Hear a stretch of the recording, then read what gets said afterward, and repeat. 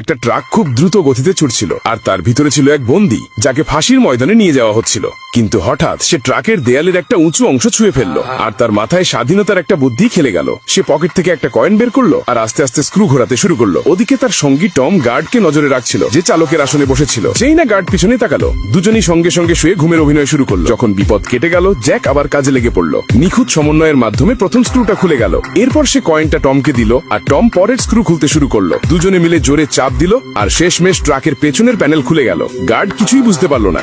এখন শুধু শেষ ধাপ বাকি, ট্রাক থেকে আলাদা হওয়া। জ্যাক আর টম চালকের দিকে জোরে একটা লাথি মারলো আর ট্রাকের পেছনের অংশ আলগা হয়ে পড়তে শুরু করলো। যখন টম নিচের রাস্তা দেখলো, তার নিঃশ্বাস আটকে গেল। কিন্তু তখন পিছু হটার আর কোনো উপায় ছিল না। জ্যাক একটা ঝাঁকুনি দিল আর ট্রাকের পেছনের অংশ রাস্তায় পড়ে গেল। দুজনে রাস্তায় গড়াতে লাগলো, কিন্তু গার্ডের কিছুই টের হলো না। তবে এটুকু ছিল কেবল স্বাধীনতার শুরু। তাদের হাত তখনও হাত কড়ায় বাঁধা ছিল। তারা যত তাড়াতাড়ি সম্ভব সেখান থেকে পালাতে চাইলো, কারণ গার্ড যদি কিছু বুঝে যায় তবে মৃত্যু অবধারিত। অনেক ভাবনার পরে তারা একটা আইডিয়া বের করলো। তারা ট্রাকের ভারী বডি তুলে নিয়ে সেটার সাহায্যে ধীরে ধীরে মরুভূমি পার হতে লাগলো। কিন্তু ট্রাকের ওজন তাদের শক্তি চুষে নিচ্ছিল। মরুভূমির তীব্র রোদ আর তৃষ্ণায় তারা খুব কষ্টে পড়ে গেল। হঠাৎ তারা একটা উঁচু জায়গা থেকে গুড়িয়ে পড়তে লাগলো। পড়তে পড়তে ট্রাকের গতি এত বেড়ে গেল যে পুরো ট্রাকটা ঘুরতে ঘুরতে 360 ডিগ্রি ঘুরে একেবারে সলিয়ে হয়ে বাড়িতে পড়ে গেল।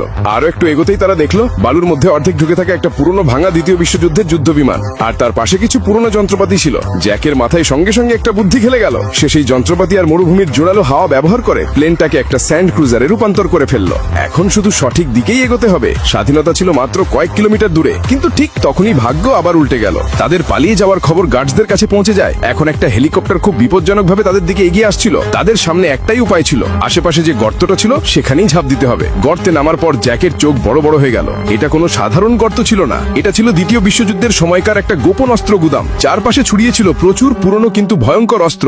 এখন জ্যাক আর টমের কাছে এমন সব অস্ত্র ছিল যেগুলো দিয়ে তারা হেলিকপ্টারকেও নামিয়ে ফেলতে পারবে। এক মুহূর্ত নষ্ট না করে তারা একটা বিশাল কানন টেনে বের করলো। আর যখন হেলিকপ্টার কাছে এলো, জ্যাক দড়ি টেনে ধরলো আর কোনো চিন্তা না করে গুলি ছুড়ে